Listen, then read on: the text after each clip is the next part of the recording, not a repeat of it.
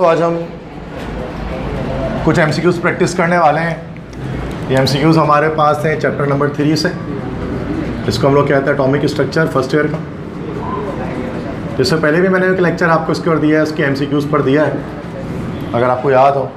तो ये practice class है, इसमें आप मुझे ज़्यादा बेहतर आंसर्स बताएंगे कि क्या करेक्ट है क्या नहीं है। फर्स्ट है the E/m value charge to mass value of positive rays is maximum for hydrogen. जिसका एटॉमिक मास कम होता है उसकी E/m रेशो ज़्यादा होती है, ठीक है, हाइड्रोजन। ये ऑप्शन करेक्ट हो जाएगा इसका, हाइड्रोजन। तो जिसका मास कम उसकी E/m वैल्यू ज़्यादा, ठीक है।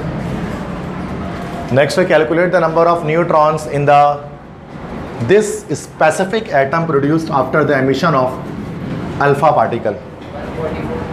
कह रहे हैं कि स्पेसिफिक पार्टिकल है, 90 इसका एटॉमिक नंबर है और 234 इसका मास नंबर है। कह रहे हैं बताएं अगर अल्फा पार्टिकल इससे निकल जाए तो इसके नंबर ऑफ न्यूट्रॉन्स कितने हो जाएंगे।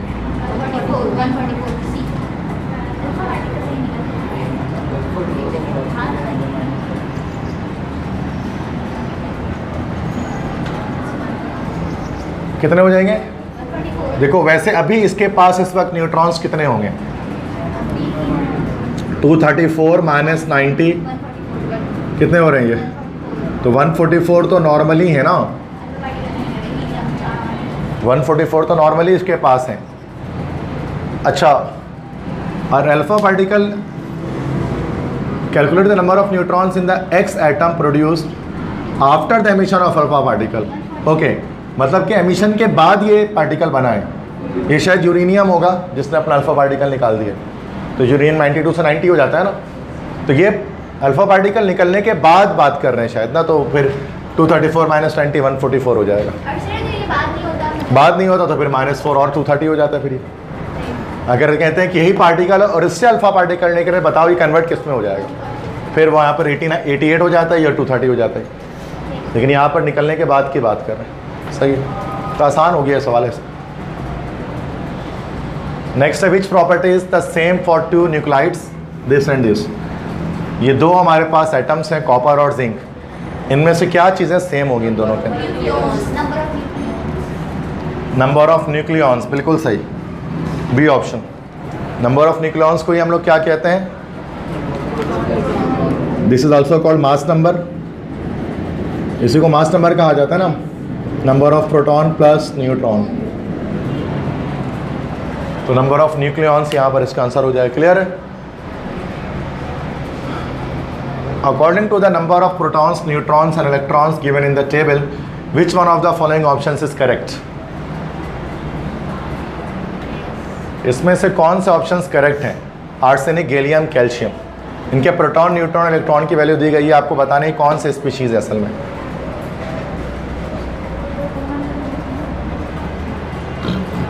देखो बहुत आसान है, दैट्स वेरी इजी।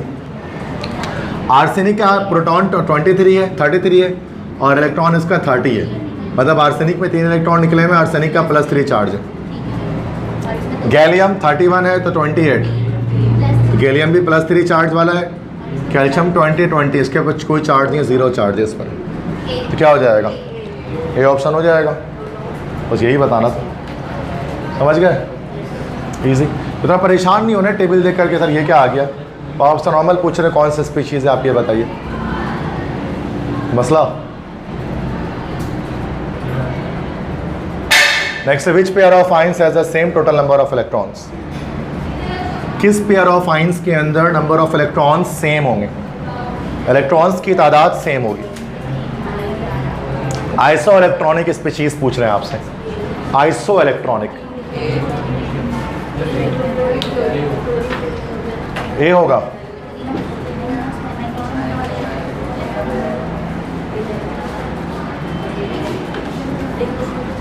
देखो सोडियम पे वैसे 11 इलेक्ट्रॉन्स होते हैं, Na+ में 10 इलेक्ट्रॉन आ गए। मैग्नीशियम में 12 होते हैं, +2 का मतलब इसमें भी 10 इलेक्ट्रॉन्स आ गए। सही है, तो ए ऑप्शन हमारा करेक्ट हुआ। समझ में आ रही बात सब? विच of the following nuclei is unstable. इनमें से कौन सा न्यूक्लियस अनस्टेबल होगा? कौन सा न्यूक्लियस इनमें से अनस्टेबल होगा? देखो अनस्टेबल न्यूक्लियस क्या होता है? जिसमें नंबर ऑफ, जिसका मास नंबर एक्चुअल एटम से ज़्यादा होता है अपने। बहुत आसान है।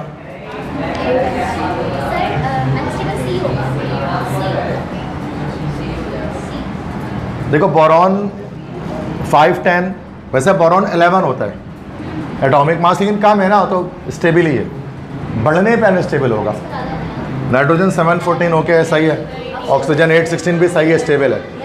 यहाँ बेरिलियम 4 का 9 होता है, ये उसको एक ज़्यादा हो गया, जब मास नंबर बढ़ना शुरू होता है एटम के अंदर तो न्यूक्लियस अनस्टेबल हो जाता है, जिससे फिर रेडियो एक्टिविटी की एमिशन होती है। ठीक है, रेडियो एक्टिव रेस निकल। सी ऑप्शन हो गया, फिर ईजी है, आसान MCQs है, MD कैट लेवल के सारे ही हैं, तो ईजी है, इतने मुश्किल नहीं।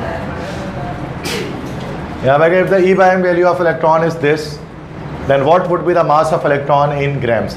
मतलब आपको कोई कैलकुलेशन करने की ज़रूरत नहीं है, आप मास ऑफ इलेक्ट्रॉन ग्राम में बता दूँ कितना होता है। गलत हो गया, किलोग्राम में नहीं बताना है, ग्राम में बताना है।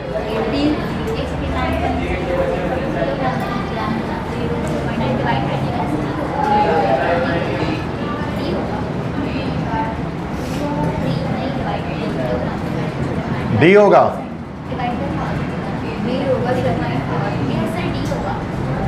डी होगा।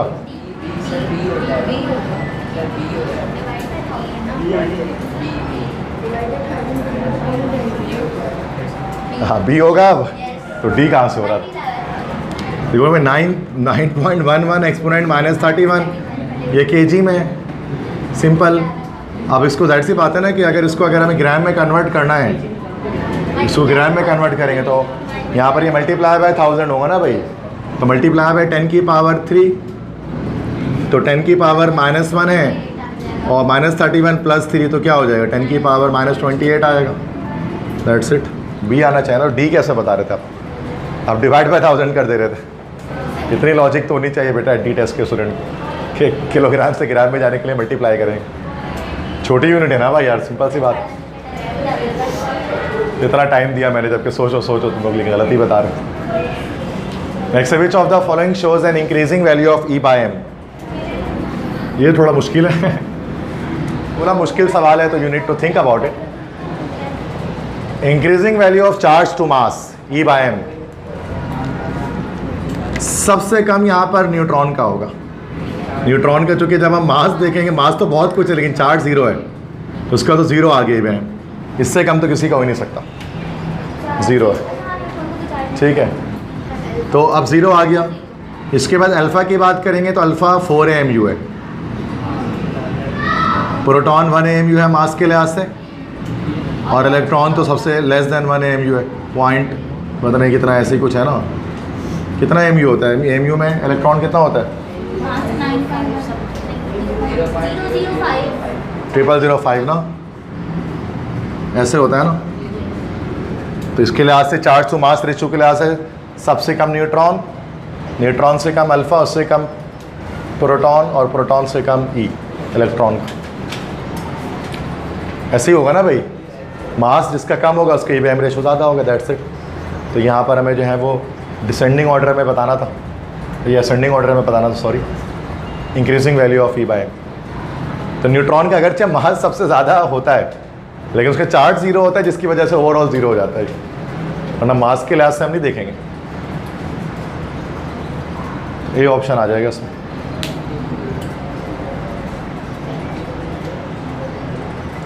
Next, which of the following mathematical relationships is incorrect according to Planck's quantum theory of radiations. Planck's quantum theory के लिहाज से कौन सी वैल्यू इनकरेक्ट है, कौन सी बात इनकरेक्ट है, कौन सी इक्वेशन इनकरेक्ट होती है? B option. जैसे आयशा कह रही है बी, ओके यस, ज़ियान कह रहे हैं डी, अली रजा कह रहे हैं सी।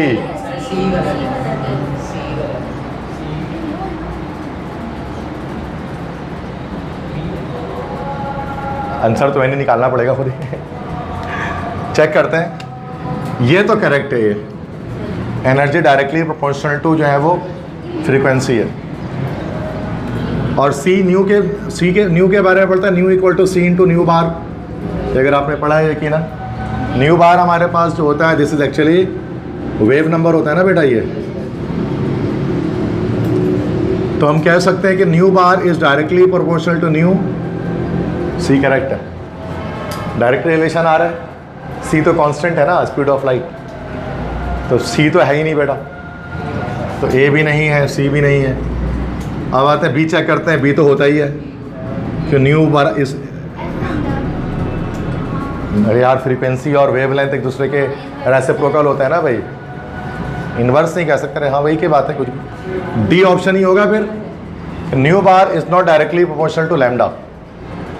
तो जब nu bar directly proportional to frequency है और frequency inversely proportional to wavelength है, तो न्यू बार भी तो इन्वर्सली प्रोपोर्शनल टू वेवलेंथ हो गई ना। उसके लिए डी ऑप्शन गलत है हमारे पास। ये इक्वेशन मतलब प्लांक्स क्वांटम थ्योरी के लिहाज से इक्वेशन गलत, मतलब होती तो बस यही एक ही है, लेकिन हम निकाल तो सकते हैं ना अलग अलग करके इससे प्लांक्स क्वांटम थ्योरी से। सही है। तो जो डी कोई डी तो कोई भी नहीं कह रहा था आई थिंक से, तो तुमने डी कहा था जियान ने, तुक्का मारा था, पता था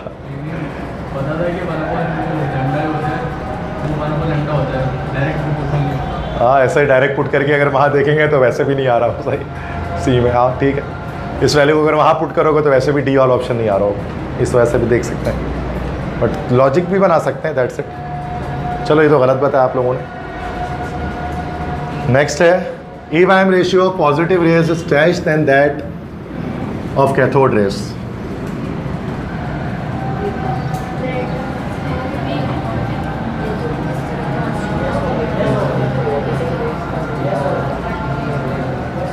क्या होगा भाई यश शहीर? लेस होगा, जो कि प्रोटॉन का मास ज़्यादा है, इलेक्ट्रॉन का मास कम होता है।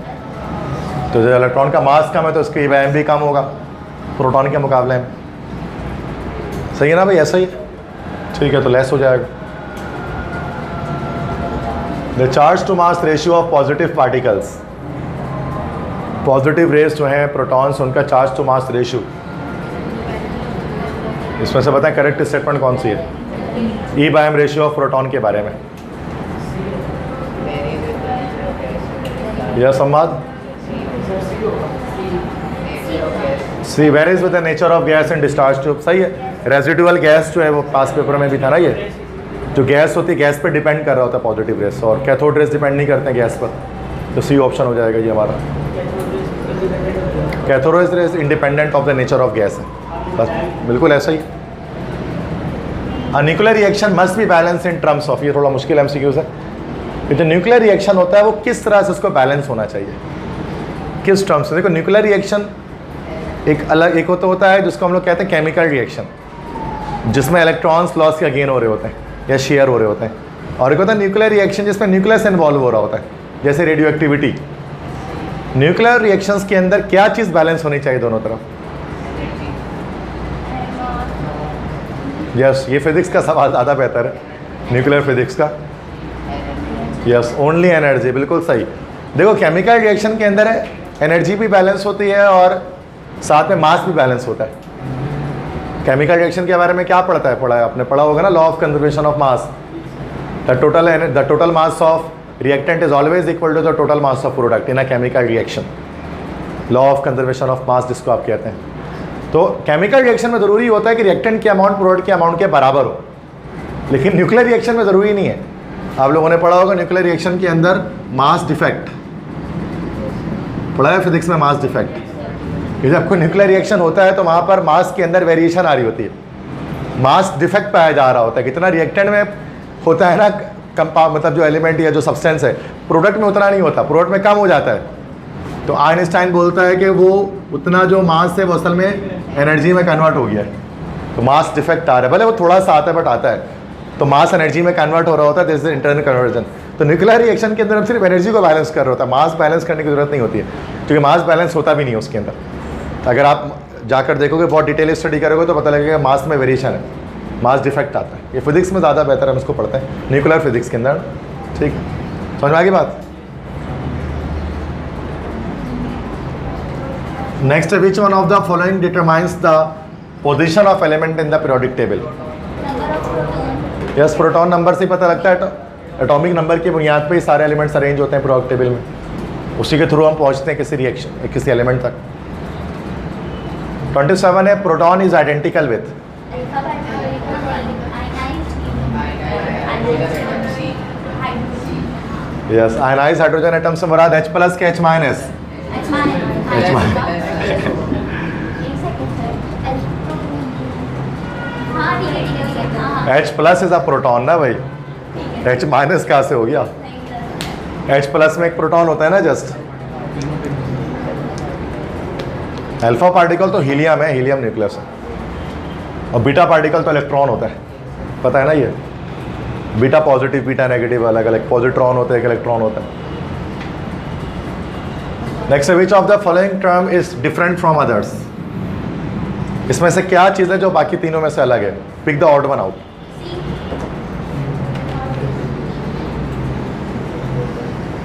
यस, आयशा कह रही है सी।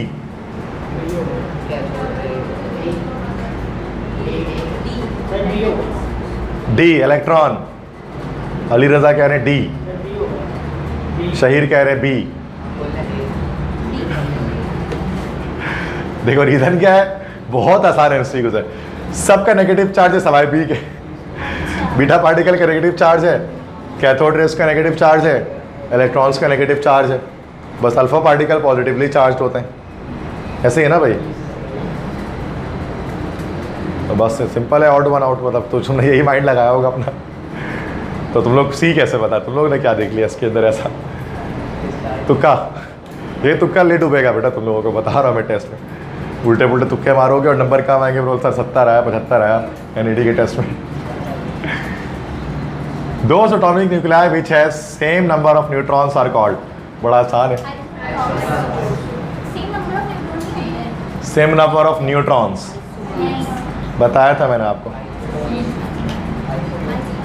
अम्माद कह रहे हैं क्या आइसोटोन? आइसोटोन ही देखो, दो स्पीशीज जिनके एटॉमिक नंबर सेम हो, दो अलग अलग एलिमेंट, वो आइसोटोप हैं। और दो अलग अलग एलिमेंट जिनके मास नंबर सेम हो, वो आइसोबार है। और दो ऐसे एलिमेंट जिनके नंबर ऑफ न्यूट्रॉन सेम हो, वो आइसोटोन्स हैं। और दो स्पीशीज जिनके नंबर ऑफ इलेक्ट्रॉन सेम हो, वो आइसो इलेक्ट्रॉन्स या आइसो इलेक्ट्रॉनिक स्पीशीज। ऐसा ही है। और ये क्या लिखा है? आइसोस्टेयर्स। ये पता नहीं क्या होता है, ये क्या होता है आइसोस्टेयर्स? होता हुआ कुछ अब नहीं पढ़ा कभी, अब लोगों ने पढ़ा है कभी आइसोस्टेयर्स? पता नहीं, होगा कुछ भी, फेडरल बोर्ड का होगा, इधर उधर का छोड़, हमें क्या करना है। एनईडी में नहीं पूछा कभी। आई थिंक बस ख़त्म, इतनी एमसीक्यू।